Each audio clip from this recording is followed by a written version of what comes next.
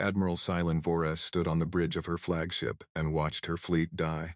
The tactical display showed the battle in cold, simple colors. Blue dots for her ships, red dots for the enemy. There were so many red dots that the display looked like it was bleeding. Every few seconds, another blue dot would flicker and disappear. Another ship, another 1,000 crew members. Gone. "We have lost the destroyer group on our left side," her tactical officer reported. His voice was steady, but Vores could see the fear in his 4 eyes. "The cruiser line is falling back. They cannot hold." Vores said nothing. What could she say? She had brought 300 warships to defend Valar Prime. It was the largest fleet the Corvathi Collective had assembled in 2,000 years against any normal enemy. It would have been enough. But the Drathkai were not a normal enemy. They came from the galactic core where the stars burned hot and close together. No one knew what had driven them out of their ancient home. Perhaps their food had run out. Perhaps something even worse had pushed them away. It did not matter. What mattered was that they were here now, and they were hungry. The Drathkai were insects. Each one was small, about the size of a Corvathi child. But they did not fight alone. They fought in swarms of millions, controlled by a single hive mind that thought faster than any computer. Their ships were not built in factories. They were grown like shells around the swarm, and there were so many of them. Vors had counted the enemy fleet when it first arrived. She had stopped counting at 10 million ships. "Admiral," her communications officer said, "Vel Prime is requesting an update. The planetary governor wants to know if we can hold." Vors looked at the planet below. Vel Prime was a beautiful world. 12 billion people lived there. Corvathi, Turens, Vex, and dozens of other species that made up the collective. They had built cities that touched the clouds. They had created art that made visitors weep with joy. They had lived in peace for generations. The Drathkai would eat all of it. They would land on the planet like a living carpet. They would consume every plant, every animal, every person. They would strip the world down to bare rock and then move on to the next one. "Tell the governor the truth," Vors said. "We cannot hold. Begin evacuation of essential personnel. There is nothing more we can do." The bridge was silent. Everyone knew what those words meant. They were going to lose. The planet was going to fall. Billions would die. Vors felt tired. She was 400 years old, ancient even by Corvathi standards. She had spent her whole life serving the collective. She had believed in its mission of peace and cooperation. She had believed that civilization would always triumph over barbarism. She had been wrong. The collective had not fought a real war in 6,000 years. They had forgotten how. Their ships were designed for patrol duties and showing the flag. Their weapons were meant to scare pirates, not fight extinction-level threats. They had become soft and comfortable and safe. Now they were paying the price. "Admiral," the voice belonged to her science officer, a young Turan named Keth. He was brilliant but strange, always reading old records and forgotten histories. "I may have an idea." "I am open to ideas," Vora said. She did not expect much. What could one young officer do against 10 million enemy ships? Keith pulled up a file on his console. It was old, the data format nearly obsolete. 97 years ago, the collective received visitors from the Outer Rim, a species that had just developed faster than light travel. They called themselves humans. Vors remembered it had been a minor event barely worth noting. Some primitive species had cobbled together a crude starship and come looking for friends. The collective had sent a diplomat to greet them. The humans requested a mutual defense alliance. Keith continued. They offered to share their military technology and provide soldiers if any collective world was ever attacked. In exchange, they wanted the same protection for their worlds. "I remember now," Vores said. "We refused them. Their technology was too primitive. Their culture was too violent. The council said they were not ready for membership in civilized society." "Yes," Keth said, "but they left us their communication frequencies. They said if we ever changed our minds or if we ever needed help, we should call them." Vors almost laughed. "You want me to call the primitives? The species that powers their ships with controlled explosions. The species that seals itself in metal cans to survive in space. What could they possibly do against this?" Keith hesitated.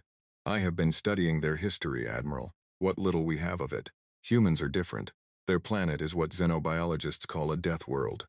High gravity, extreme temperatures, filled with predators and poisons and disasters. By all logic, intelligent life should never have evolved there, but it did. So they are survivors," Forrest said. "That does not make them warriors." With respect, Admiral, it makes them exactly that. Keith pulled up more data. Humans have been fighting since before they had fire. They fight each other. They fight their environment. They fight everything. Their entire history is one long war interrupted by brief periods of peace. Vorath shook her head. Even if what you say is true, they have perhaps a few hundred ships. We have 300 and we are losing. What difference could they make? I do not know, Keth admitted. But I know that we are going to die here. Everyone on that planet is going to die, and I would rather die having tried everything than die knowing I gave up. Another explosion rocked the ship. More red dots swarmed across the display. The defensive line was collapsing. Vorath thought about her life. She thought about the oath she had sworn when she became an admiral. She had promised to protect the citizens of the collective. She had promised to exhaust every option before accepting defeat. She had not tried everything yet. Send the message, she said. Use the frequencies the humans gave us. Tell them what is happening. Tell them we need help. Keth's hands moved across his console. What should I say exactly? Varys watched her fleet die. She thought about the 12 billion people on the planet below. She thought about all the worlds that Drathkai would consume after this one. Tell them the truth, she said. Tell them we are the species that called them primitive and refused their friendship. Tell them we are being destroyed by an enemy we cannot defeat. Tell them we have nowhere else to turn. She paused. And tell them we are sorry. The message went out into the dark. It traveled at speeds that broke the laws of normal physics, jumping through subspace toward the distant arm of the galaxy, where humanity made its home. Vors did not expect an answer. Why would the humans help them? The collective had treated them like children, had laughed at their crude technology and violent history. The humans had every reason to let the collective burn. But she had to try. She had to believe that somewhere in the universe there was still kindness, that someone would hear their cry and choose to help. Even though they had no reason to, the battle raged on. More ships died. The Drathkai drew closer to the planet, and somewhere in the vast emptiness between the stars, a message traveled toward Earth. Help us, it said. Please, we have no one else. The humans heard it. 3 days passed. 3 days of fire and death and despair. Admiral Vors had stopped counting how many ships she had lost. The number was too painful. Her fleet of 300 had become a fleet of 80, then 50, then less. The Drathkai did not stop. They did not sleep, they did not negotiate, they simply consumed. Ship after ship fell to their endless swarms. Crew after crew died screaming as the insects tore through their hulls and ate everything inside. Valar Prime burned below. The evacuation had saved perhaps 1 million people. 12 billion remained, hiding in bunkers and basement, waiting for the end. The Drathkai landing ships were already descending through the atmosphere. Soon the ground war would begin. It would not last long. Vors stood on her damaged bridge and prepared to die. She had done everything she could. She had fought with everything she had. It was not enough. It was never going to be enough. Admiral, Keth said quietly. He had stayed at his post through the whole battle, even when the bridge had lost pressure and they had to wear emergency masks. The humans never answered our message. I know, Vess said. She was not surprised. Why would they come? What did they owe the collective? Nothing. Less than nothing. I am sorry I suggested it, Keth said. I gave you false hope. Vors placed a hand on his shoulder. It was not a Corvathy gesture, but she had learned it from watching other species. It seemed to bring comfort. You gave me hope. That is never false. That is never wrong. The tactical display flickered. Something was happening at the edge of the system. Something strange. What is that? Vors asked. Keith studied his instruments. His 4 eyes went wide. I do not know. I have never seen readings like this. Space itself is tearing. There is massive radiation, energy signatures that do not match any known technology. The tear grew. It was not like collective ships entering the system, smooth and gentle and quiet. This was violent. This was loud. This was a wound in the fabric of reality. Screaming with power, and through that wound came ships. They were ugly. That was the first thing Vors noticed. Collective ships were elegant, curved, beautiful. These ships looked like they had been hammered together in a hurry by someone who did not care about appearance. They were covered in weapons, guns, and missiles, and things Vors did not recognize stuck out from every surface.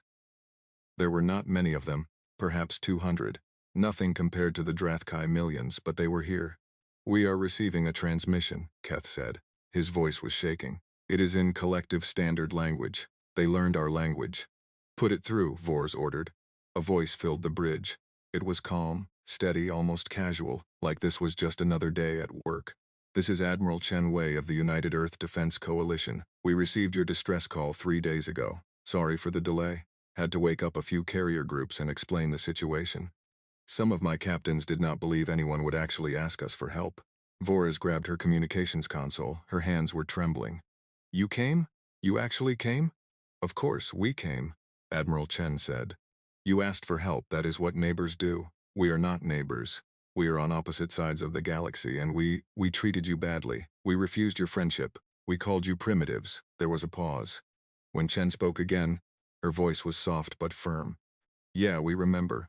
We remember everything. We remember being laughed at because our ships run on nuclear fire instead of whatever clean energy you use.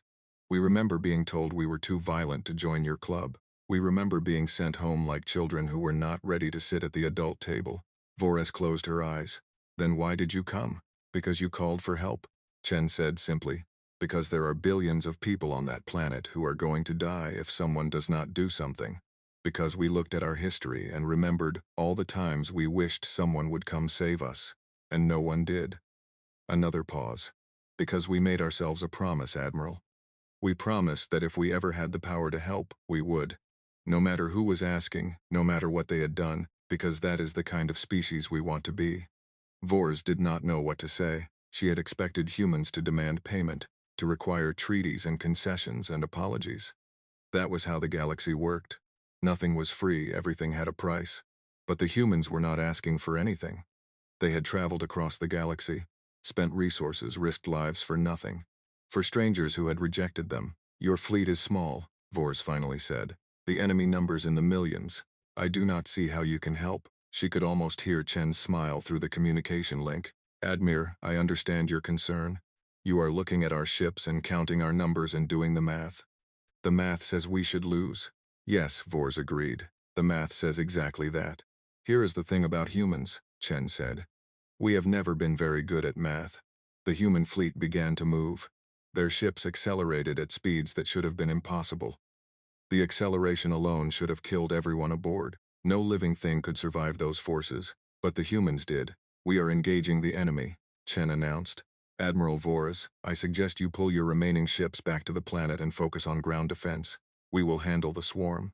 "That is suicide," Vors said. "You are 200 against 10 million. 10 million against 200. Chen corrected. "I almost feel sorry for them." The transmission cut off, the human fleet dove into the Drathkai swarm, and the dying began. Vors watched the battle on her tactical display. She expected to see the human ships disappear one by one, overwhelmed by numbers. That was what the math said would happen. The math was wrong. Human weapons fired. They were not elegant energy beams or precise laser cuts. They were crude, simple metal projectiles thrown at incredible speeds. Nuclear missiles that exploded with the fury of small suns. Electromagnetic pulses that fried Drathkai systems. The Drathkai died by the thousands, then the tens of thousands, then more. "That is impossible," Keth whispered. "Their weapons are primitive. They should not be able to cause this much damage." Bors watched a human cruiser take a direct hit that should have destroyed it. The ship kept fighting. Another human ship lost half its hull to a Drathkai ramming attack. It kept fighting. "Primitive does not mean weak," Vors said slowly. "We forgot that. We forgot what our ancestors knew, that sometimes the old ways work because they work." The battle continued. The humans fought on, and for the first time in 3 days, Vors allowed herself to hope. The battle had been raging for 6 hours, and Admiral Vors could not look away from her display. She had seen many things in her 400 years. She had seen stars die. She had seen civilizations fall. She had seen wonders that would make poets weep, and horrors that would make soldiers scream. She had never seen anything like the humans. A human destroyer took 17 direct hits from Drathkai plasma cannons. 17. Any collective ship would have been atoms after the third hit. The human ship lost half its armor plating, vented atmosphere from a dozen holes, and kept fighting. Its crew did not evacuate. They did not surrender. They simply sealed the breaches and continued killing. "How is that possible?" Keith asked. He had been asking that question for hours.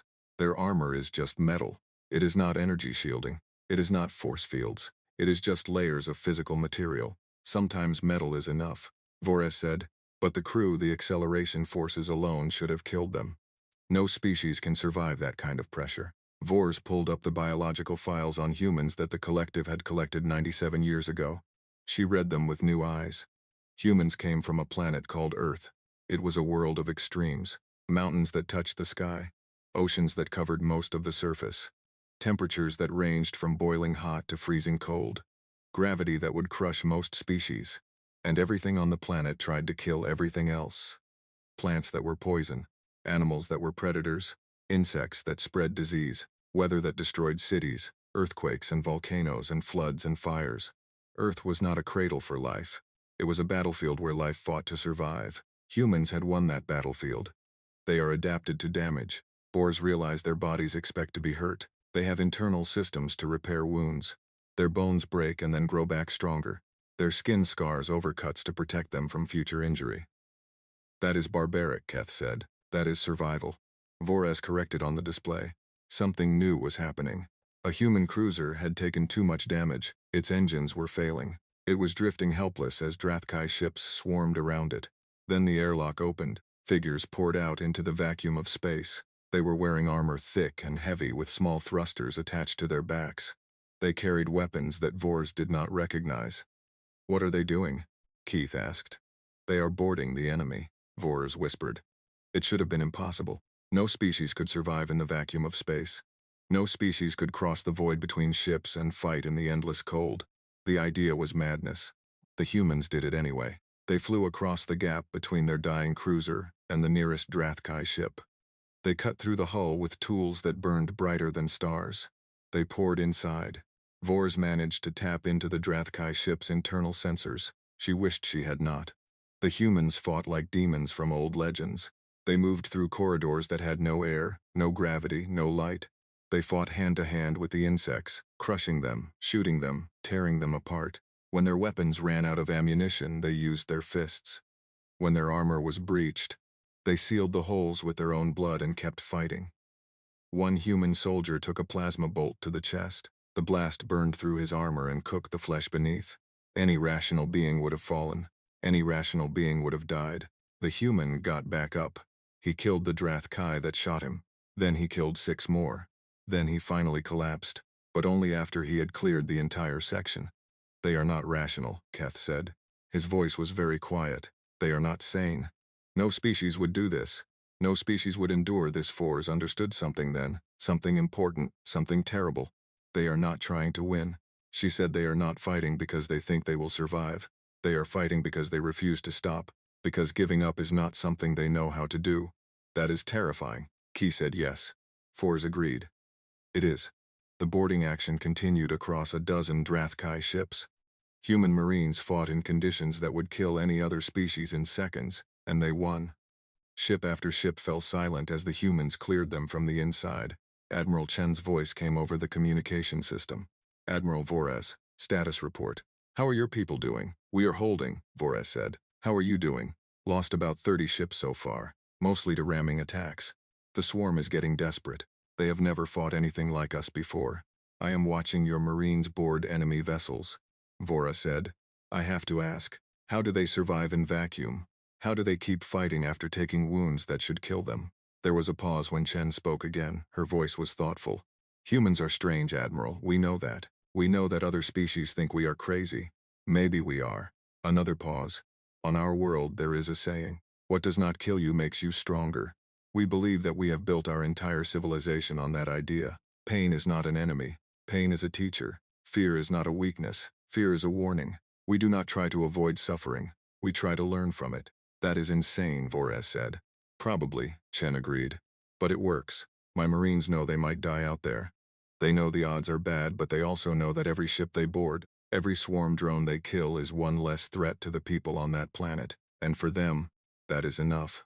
Vors watched another human Marine die on her display. The soldier had held a corridor for 3 minutes against a wave of Drathkai, buying time for his squad to plant explosives on the ship's reactor. When the explosives went off, he was still fighting. You are monsters, Vess said. She did not mean it as an insult. Yes, Chen said simply. We are. We have always been. We just try to be monsters for the right reasons. The battle continued. The humans fought on.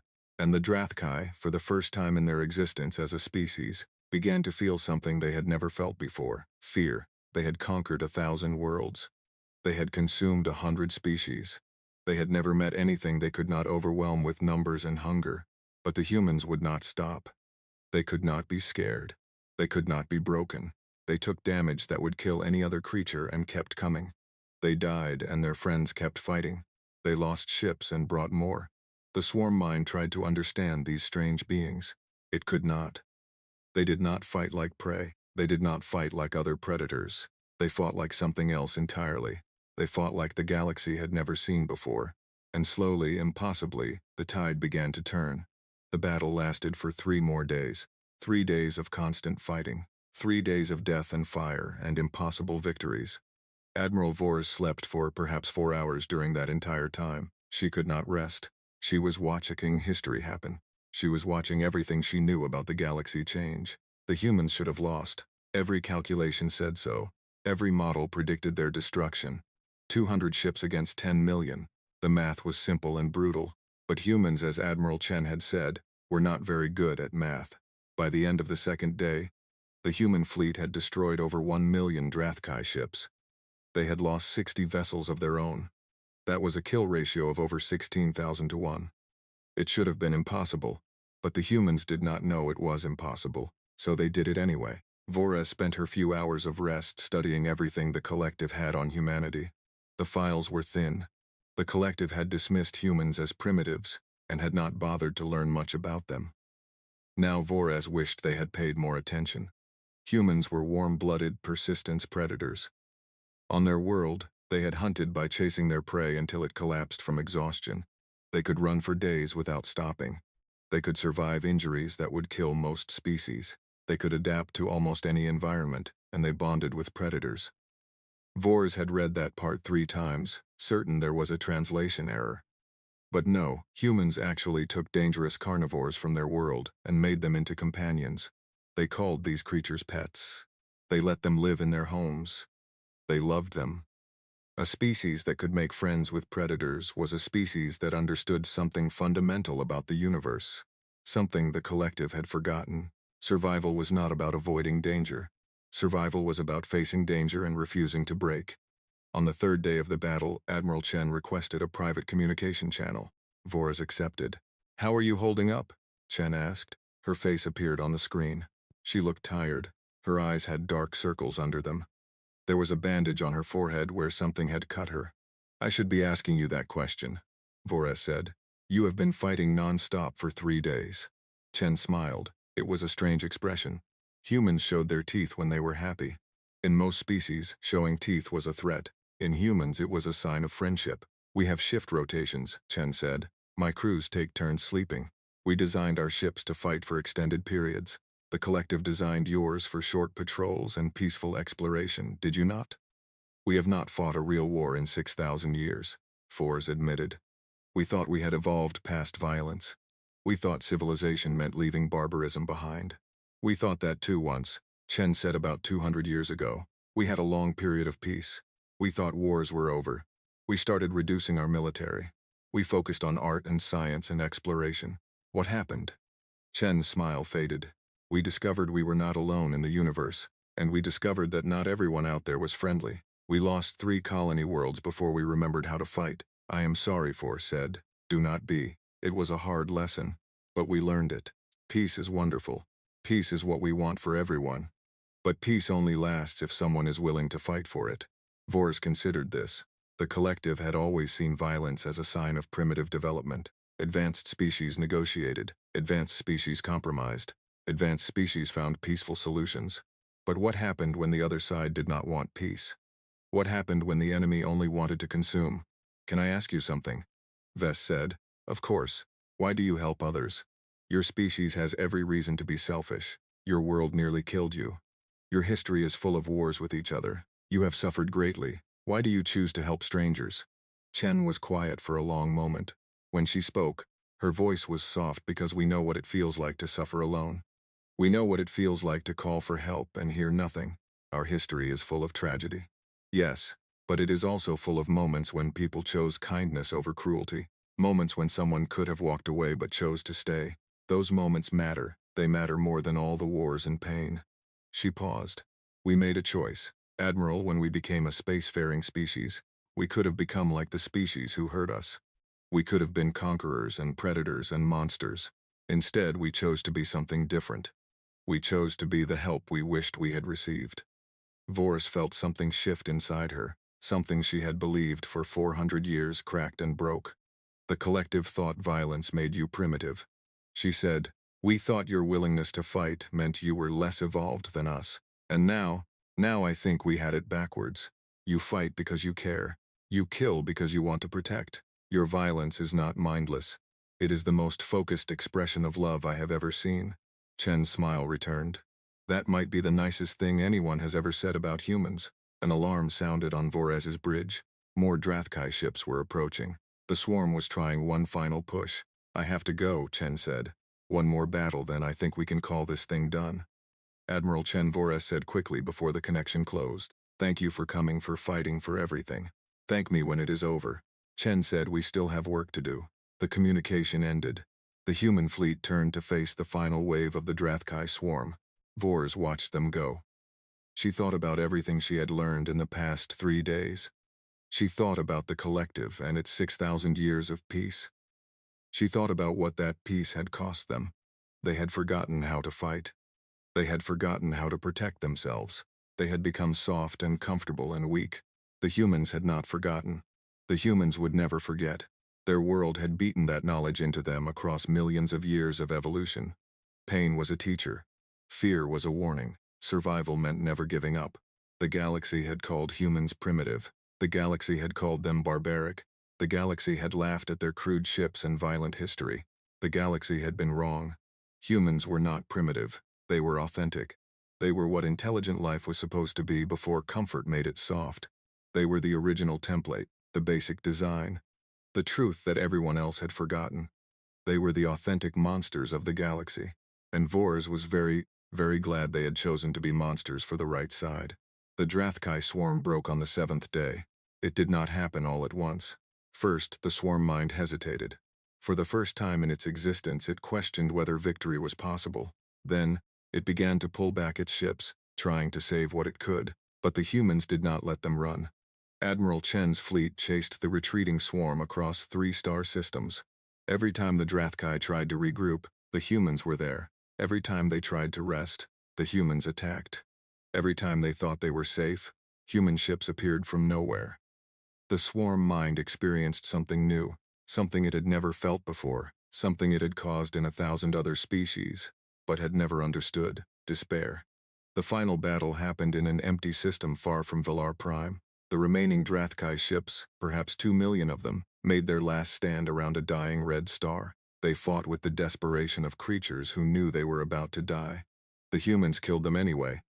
When it was over, the human fleet had been reduced to 93 ships. They had started with 204. They had lost more than half their number. They had won. Admiral Vores traveled to the human flagship 3 days after the final battle. Her shuttle docked with the massive carrier, and she was escorted through corridors that still smelled of smoke and blood and death. She found Admiral Chen in the ship's medical bay.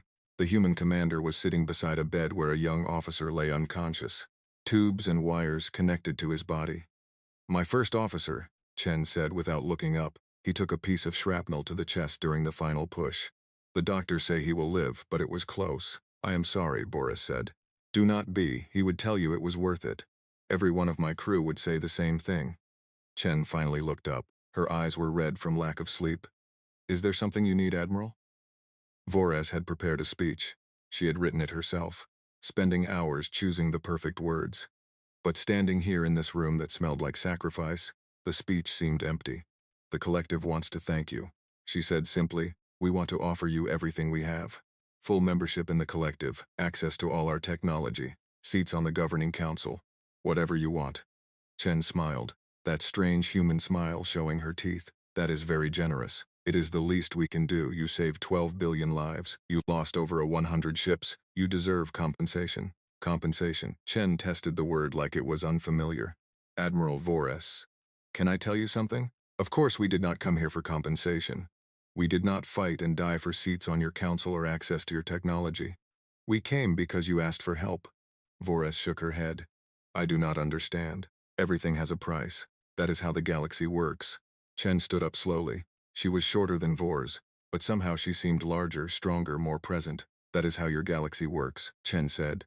That is not how we work. We are not here to make deals or gain advantages. We are here because it was the right thing to do, but we rejected you. We called you primitives. We refused your alliance. Yes. And if you had called us tomorrow asking for help again, we would have come again because that is who we are. That is who we choose to be. Voris felt tears forming in her eyes. She did not try to stop them. I do not know what to say. You do not have to say anything, Chen said. Just remember. Remember that we came. Remember that we fought. Remember that we died for people we had never met. People who had rejected us. Because it was right. She paused. And maybe next time some primitive species from a death world shows up asking for an alliance, give them a chance.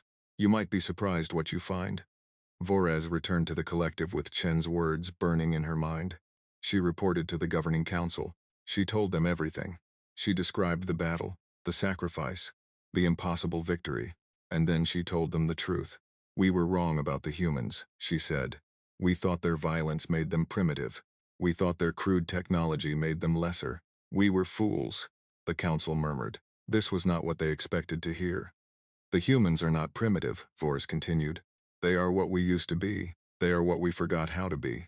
They are the authentic version of what intelligent life should look like, before comfort made us soft and peace made us weak. She paused. They are monsters. They are the most dangerous creatures I have ever seen. They fight with a fury that defies logic. They endure pain that would destroy any of us. They keep going when any sane species would surrender. The council waited, but they choose to use that power for good. They choose to help rather than conquer. They choose to protect rather than destroy. And they asked for nothing in return. Nothing. Bores. Let that sink in. That terrifies me more than anything else. I can understand an enemy who wants something. I can predict them, negotiate with them, find common ground. But an ally who fights and dies for strangers, who asks for nothing, who simply wants to help. I do not know how to understand that. She looked at each council member in turn. The humans will not accept our gifts. They will not take seats on our council. They will return to their corner of the galaxy and continue being who they are. But they have changed something.